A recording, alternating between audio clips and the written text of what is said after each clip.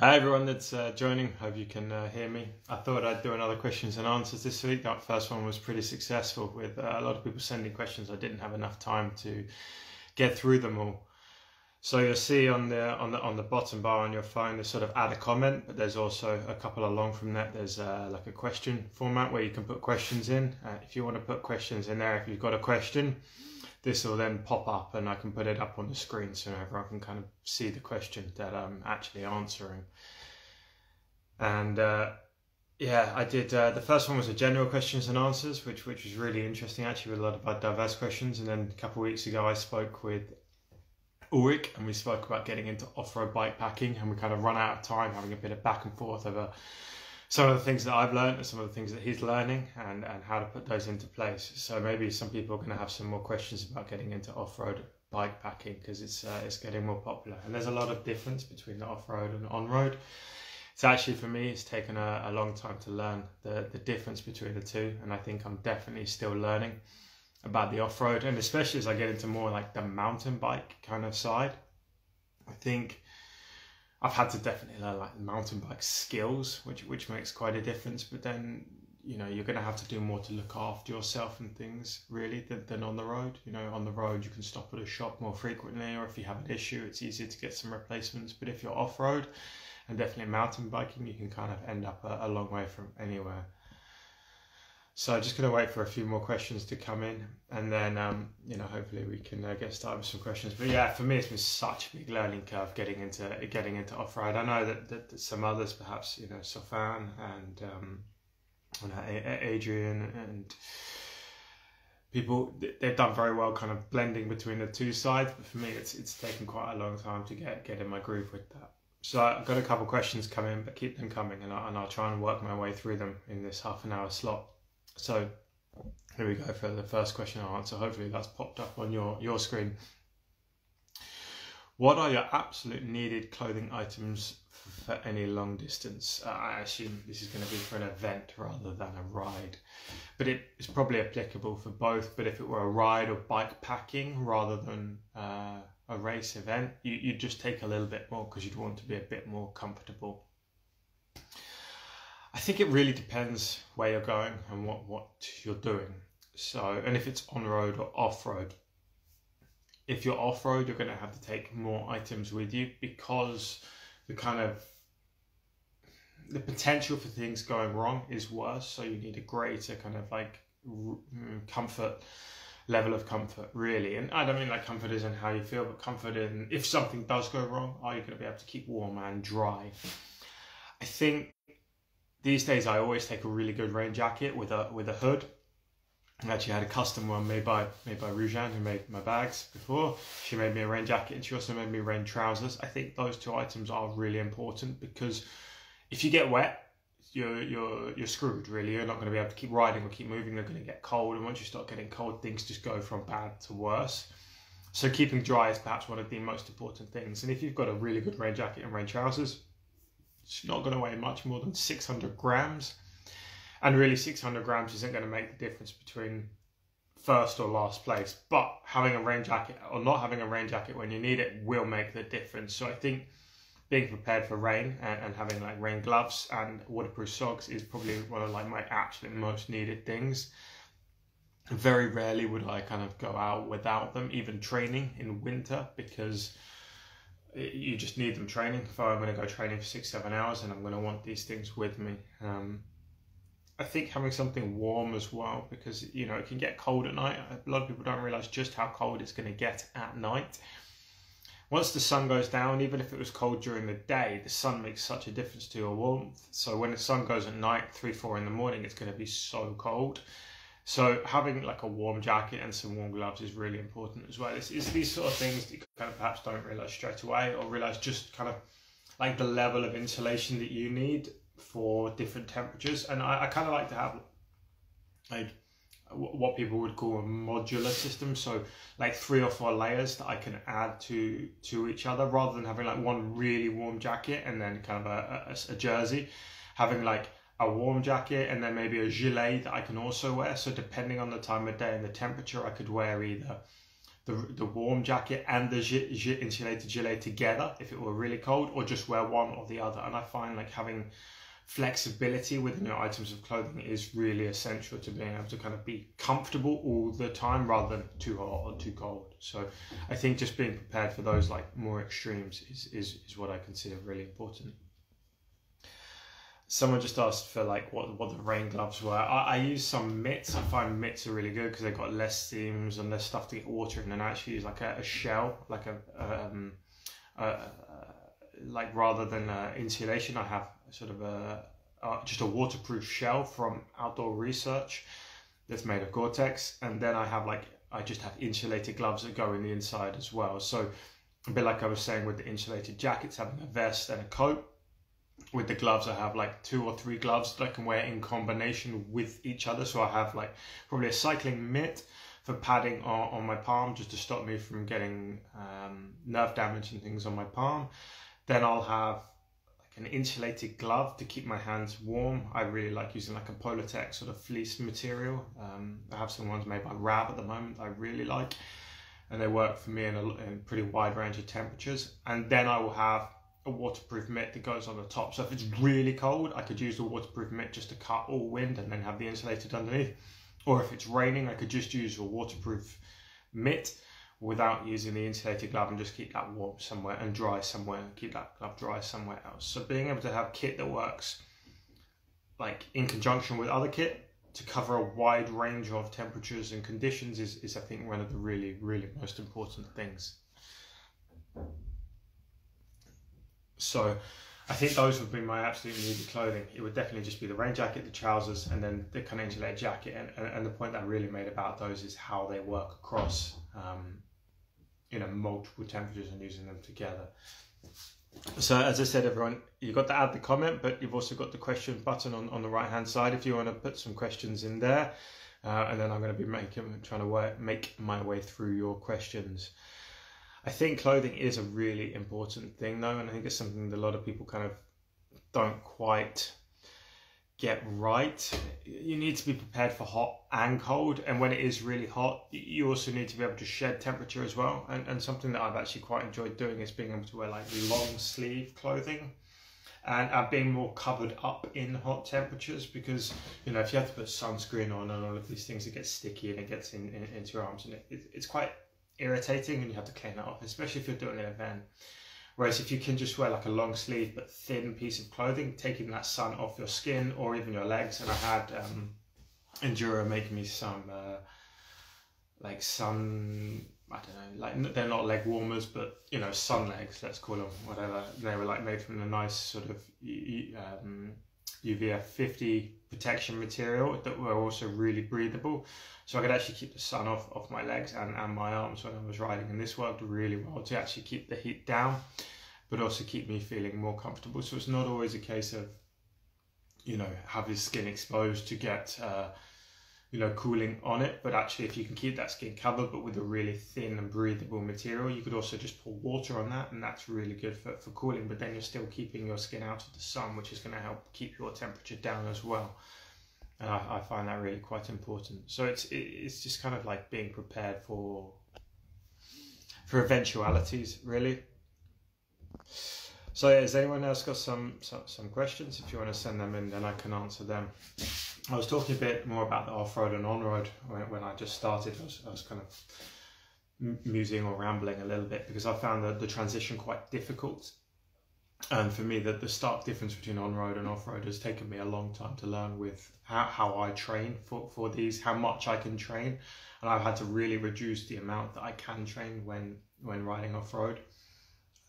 Really, the ultimate thing would be to spend more time training on the road, even if I was doing an off-road event. So I have a bit of a bias there because training off-road is actually really quite demanding on your body. And if you follow some pro mountain bikers, you would like XC or marathon mountain bikers, you will see that sometimes they do ride on the road, and I really do think this is just because the demands of training off-road and riding off-road are quite substantial. But I just really love riding off-road and riding in the mountains and riding in the hills, away from the traffic and away from the people and in nature. And so I can't help myself, I go out and ride on the road every every other week or something like this, and you know, I think I should do this more because it's good for my training. It's good to keep the stresses and fatigue on my body down.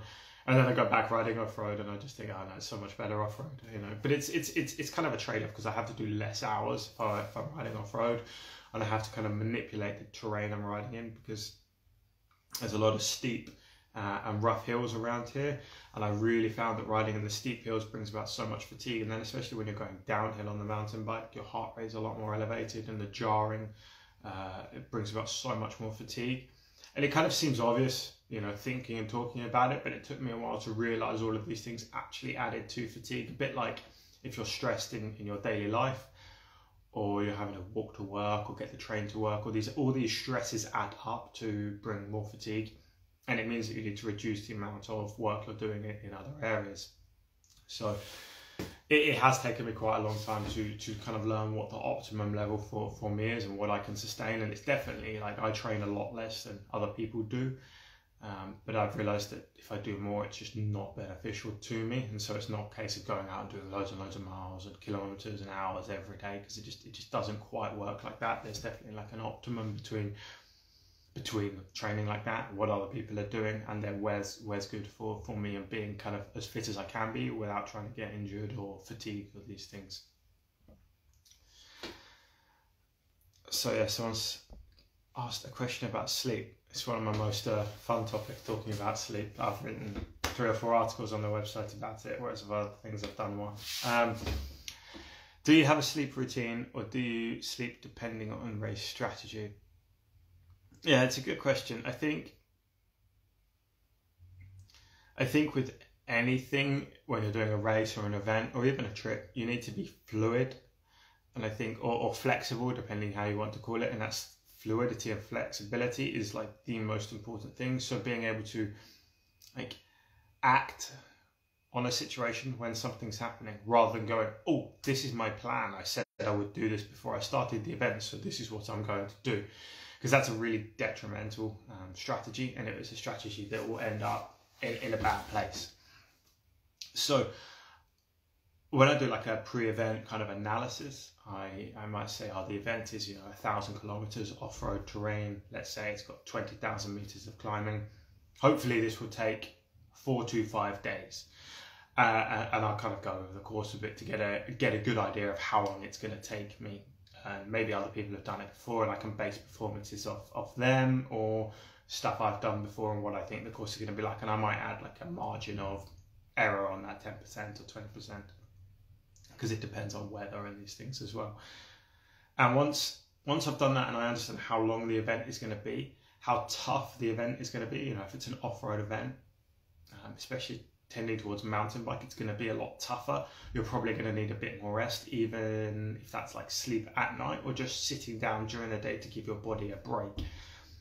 And when you start to understand those two things, you can start to understand how much sleep you might need during the event to be able to function at your best. And I think that's kind of where I come about it. So I wouldn't come up with a strategy like I'm going to sleep X amount every night, or I might sleep 1 hour on the first night, 2.5 hours on the second night.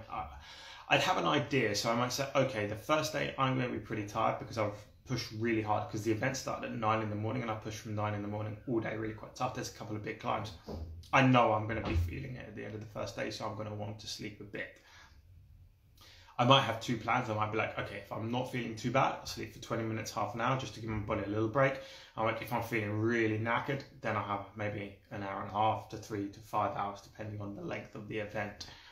Shorter events, I'm going to be planning to have shorter amounts of sleep. Longer events, I'll be going into it from the first night. I'm going to have 3 hours because that first day's been really hard, and I don't want to tire myself out before the 5th or the 6th day. So I think you can plan to sort of dose that sleep out in advance, but don't set yourself a rigid schedule of what you're going to do and then stick to that, disregarding any signals that your body is sending to you. I think always listen to those signals, especially if the environmental conditions change. Like if you've got a massive headwind and you're feeling a bit tired, sleep, because you're going to be making such slow progress into that headwind, you're not going anywhere. But if you've got a really big tailwind and you're a bit tired, maybe you should consider like trying to ride a bit longer if you can, and it's safe to do so, rather than stopping and sleeping, even if your schedule said you should do that, because you can take advantage of that tailwind. I've stopped and slept because there's been a huge rainstorm before for like 3-4 hours. I was like, this is not worth riding through, it's almost a bit dangerous, I'm going to stop and sleep. I'd wake up, the rainstorm was gone, and I can make really good progress. And I remember there was even then a tailwind down the valley, and it was like fantastic. So I think just listen to what your body's telling you, listen to what's going on in the event, in the conditions as well, and do the best thing you can at that point in time, rather than sticking to a schedule. Don't even make a schedule, just have some sort of idea about what you might need to function at your best before the event.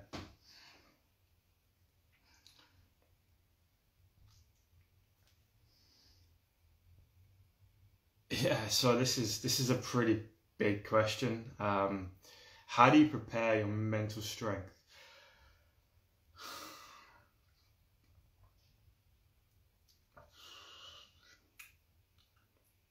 Okay, I want to say I don't think you could prepare for mental strength. What I think you need to do is to go out there, experience things, make mistakes, get things wrong, have a really hard time, like have a hardship, and learn from that. So you then come back home after a tough like event or trip or even a life stress. You know, if something's going wrong in your life, it doesn't have to be to do with cycling, because resilience can be learned in any area, and it's applicable to other areas, because it's kind of the skill we're talking about, resilience.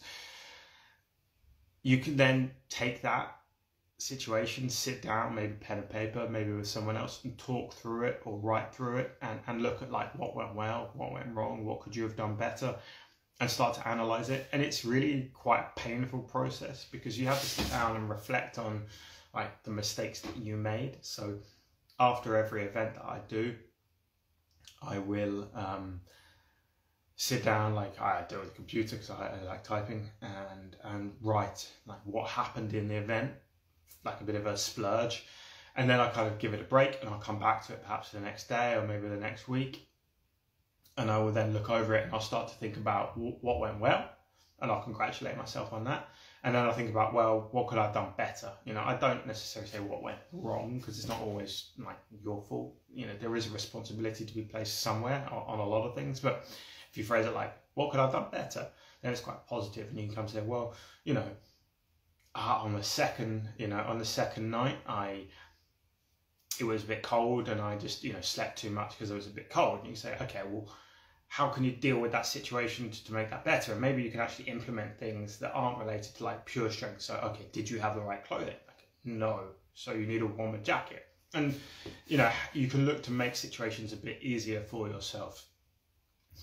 And I find that really quite powerful. And then I might what I do is I'll write like lessons learned at the end of it. And I can always come back to those, and I've created a big file with lessons I've learned at kind of every event that I can then come back to and reflect on before I go to any event, so I can have those.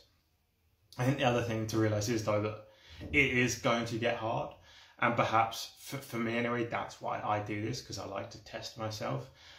And you have to kind of, so if we step back to further journal in 2021, so last year, there was a really tough point. Like, I wasn't particularly fit going into this race, and so I was finding it really hard. And there was a really tough point. It'd been pretty relentless, and there was a really horrible like hike and bike section, and this went on for hours, and I was feeling knackered at this point, but I had to keep going because there was still light. And I just kind of, you know, this thought came into my head, oh, you know, why don't you just kind of quit now and then just, you know, get over and done with or whatever. And I just stopped there and then. And I think when these thoughts come into your head, you just have to confront them straight away. And this is one of the most important things. So rather than like kind of continuing on, letting this thought fester or just pushing it to one side, I just stopped and I really addressed it. And I was like, I said to myself, James, why have you just said to yourself, you know, let's just quit and make it easier? You know, you signed up and you came to this event because you wanted to test yourself. You wanted to have a hard time. You know, this is why you came here, to do this. This is your purpose right now. You know, this is what you want. And you just have to kind of remind yourself like of why you came here. Because if you allow these negative thoughts to fester, they will just take hold. And once they've taken hold, they're really hard to get rid of. And you can then, I think once I've addressed it, and I'm not saying like my process will work for everyone, you have to find your own process, and this is why I say you need to go out there and experiment. But once I've addressed it, I'll then like perhaps try and do something positive. So either I'll congratulate myself on doing really well and have some positive talk with myself. Maybe I'll do some visualizations on, you know, where I'm going, what that's going to look like in my head when I get to the next summit. You know, maybe I'll offer myself some rewards. Okay, when you get to the next like shop that you can buy some nice food, you're allowed to stop and buy some nice food. So these are all sort of like well deployed tactics that you can use to coerce yourself to continue, or to like, you know, encourage yourself to continue. And if you kind of look up like mental resilience training and these sort of things, you'll see a lot about these. And I think you just need to find the ones that work for you. And for me, like it's you know, the standard ones actually work quite well, like positive self-talk, visualizations, you know, offering myself rewards. Music is a really powerful thing, and it's actually very potent, and I use it very rarely. So I use music only in the worst of times, because then it's like really powerful. It's a bit like caffeine, you know. If you have a coffee, it has a good effect on you, and so you just don't drink coffee like 24/7 all the time, because then the effect wouldn't be worth much. So for me, I only use music when I really need it, because then it does do something. And if you put on some like music, that it'll take you back to perhaps the time that you listened to it before, so it can be, you know, transformational, and so it'll take you out of the environment you're in and put you in another environment and re-energize you. So it's just about having like a toolkit of actions that you can implement when things are like not going well, or before things are not going well. So it's about recognizing that as well, to start implementing them. And often, you know, people haven't eaten enough, or not drunk enough, or these sort of things. And so those are the first two to be looking at, and then doing these other things like, you know, visualizations, positive self-talk, confrontation, you know, addressing what you're thinking, music. And if you're not too familiar with them in your head, you can write them down maybe on your stem or somewhere else, and you can just then have them there, and maybe have your mantra written there as well. Like, you know, you're the best, or you're doing great, that kind of thing.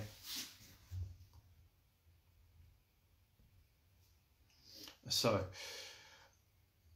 yeah, that's a good question. Do I look at my competitors' progress, and does it influence like my event and strategy? It's a difficult one. Overall, no, I don't look at sort of the tracking apps, because I'm probably doing the best that I can at that point already. And if I'm doing the best that I can at that point, is going to make a difference? No, probably not. Because really I'm going as fast or as quick as I can already, and I cannot go any quicker. And probably looking is just going to start messing with my mental game, especially if I'm not up in first place. There are times that I will look, but they are more strategic rather than just looking to see where I am. And they might be perhaps nearer the end of an event to see if I have a lead or if I'm behind, and how that looks, and if there's any way that I might be able to get that back up. And maybe if I am behind or I am ahead, then it might become motivational, like, oh, I have to catch up, rather than if it's like earlier in the event and I'm a bit behind or a bit ahead, I'm like, oh my God, I'm ahead. And it's just an anxiety kind of thing. Like if you're already ahead, it's like, oh, I have to keep ahead of that person, you know, oh my God, I can't stop. When if you're 2 days into a 6-day event, it doesn't matter in the slightest. Or if you're behind and you're 2 days in, you're like, oh my God, it's already 2 days and I'm this far behind. How am I going to catch up if I've only lost this much in 2 days? So it creates a lot of anxiety. And I think that's really best to be avoided, to stay in a good mental space. I think you have to focus on what you're doing. Even, you know, for me, for everyone else, it's like, I'm doing the best that I can do, and that's okay. If I could do more, I would be doing more. And just find a way to like own that, rather than looking at a tracker early on in an event or at an irrelevant time and feeling like guilt or anxiety about your performance and how you're doing, because it's not necessarily going to be positive. There are some people out there that might find that positive, but and find that like not anxious, but actually motivational. But personally, I'm already doing the best that I can. And so if someone's ahead, it's not going to motivate me to go any quicker because I'm already going as damn quick as I can.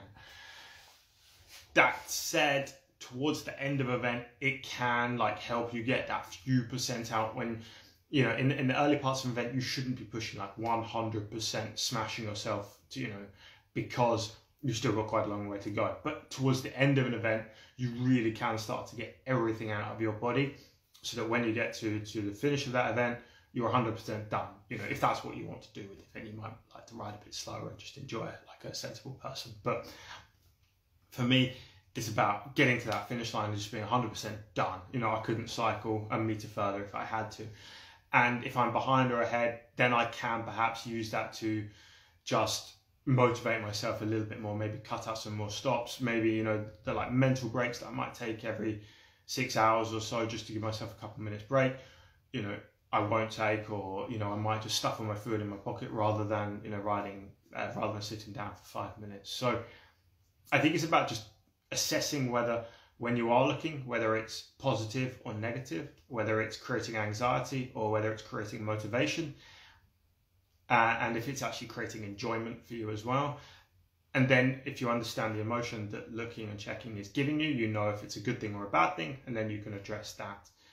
But it is really easy to get caught up in doing so, and I made that mistake a lot myself. But these days I'm there for myself, I'm there to have fun, and I just concentrate on that. Cool, so a few more questions. Try to get through these. Yeah, this kind of is perhaps a shorter question, or it could be a long answer. Silkroad Mountain Race in Kyrgyzstan or Atlas Mountain Race in Morocco. Which one first and why? The obvious answer is to go to Atlas Mountain Race first. It's a lot more, I wouldn't say easy, shouldn't call it easy. It's a lot more like friendly in terms of the conditions, in terms of the distance, and it's closer if you're in Europe than going all the way to Kyrgyzstan. Silkroad Mountain Race is one of the toughest events I have ever done. The conditions there in terms of temperature, terrain, topography, food are just like brutal, and they add so much to the demand of the event, to your physical performance, that kind of, it really is like a high event to go to, and you need to be on your game, have learned a lot of lessons to get the most from it. Like, you don't want to go there and get like 3 days in and scratch because, you know, you perhaps didn't have the experience or lessons learned that you needed. It's just not a valuable experience for you, and you're not having a really like positive experience because you're not being able to finish as well, which is ultimately what you want to do. So I'd say if you haven't done either, go to Atlas first, or something like Atlas Mountain Race first.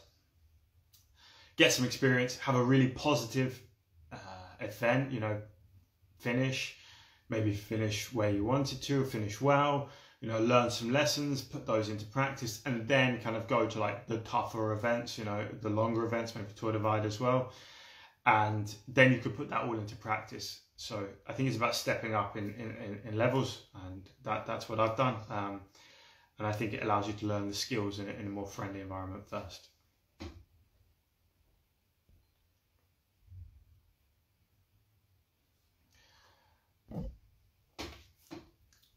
Do you use a dynamo, an SRMR, or power banks? Is it worth taking a dynamo on such low terrain?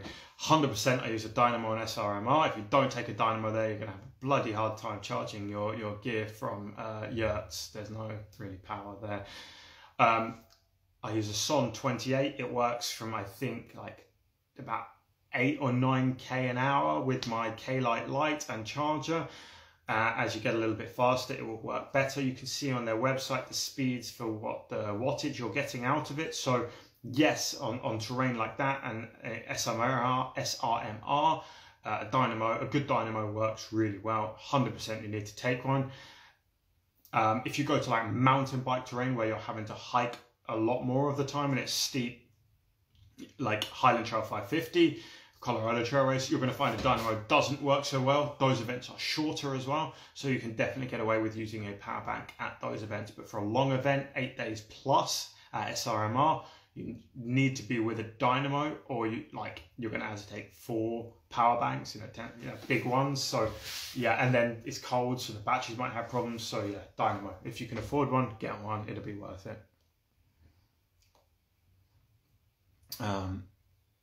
Couple more questions. If you've got any more questions, send them in and I'll get them answered, and then we'll probably wrap this up. Congrats on the fellow partnership. Thank you. Yeah, really exciting. Great bikes. I know that you own one, so yes, not biased, but yeah. What was behind the decision to leave Canyon? Yeah, good question. I was obviously with Fairlight when I did Transcontinental, kind of from the beginning. They supported me in that. And I stayed friends with Dom. We were kind of in a partnership for 3 years and a bit back then. So it was a really great time. And we've always been in touch, and he sent me a message to say, we've got something coming that you're going to kind of find interesting. And just let me know about that. And it sounded really interesting to me. They're great people, great bikes, and it's really nice. And I'm a big fish in a, I was trying to think, say it the right way, big fish in a small pond rather than a small fish in a big pond now, which perhaps makes things a bit nicer.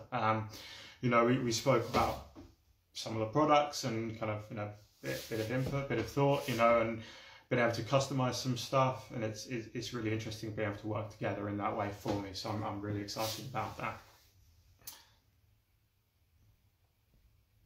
Cool.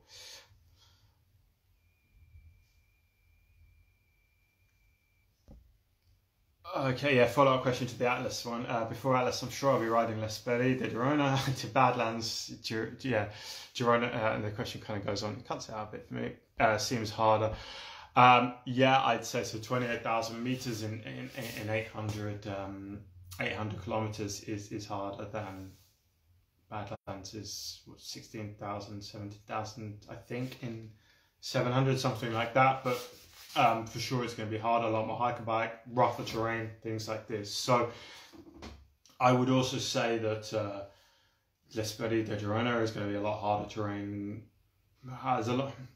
I think it's harder than Atlas. There's probably not a huge amount in it, and it probably won't take that much longer. But I think it'll just be a bit more taxing. Like there are less sort of smoother surfaces at times, and some of the pushes are a bit bigger, so it will be a bit harder. But it's kind of like a bit apples and oranges. There's maybe not too much between them.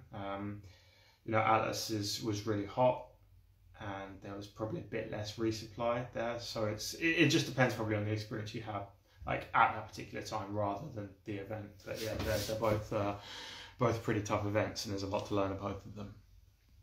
Okay, so unless anyone has any kind of last minute questions, that sort of wraps it up. That was fun to answer all of your questions. I enjoy talking about these things. So yeah, I'm going to wrap this up now. And I look forward to doing this again in a couple of weeks. Maybe we'll get a guest on again, a bit like Ulrich, and we can learn from them and hopefully talk about some interesting things. So thank you very much to everyone for tuning in. I enjoyed answering questions. Hopefully you enjoyed it and learned a couple of things. And if you have any follow-up questions that you think of, just feel free to message me, or I'll put this video up in a couple of days' time and you can put your questions there. So thanks everyone.